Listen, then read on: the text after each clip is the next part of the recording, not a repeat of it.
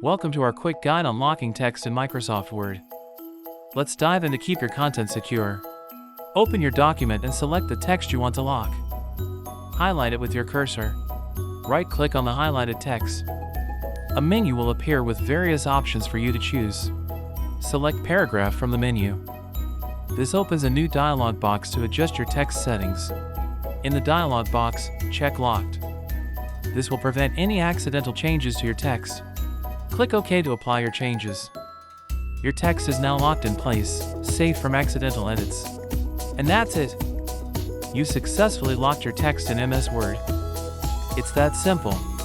Remember, locking text keeps your layout intact. Use it for newsletters, reports, and more. For more tips on Microsoft Word, subscribe to our channel and stay updated. Thanks for watching. Drop a comment with any questions you have. Until next time, happy editing! See you in our next tutorial.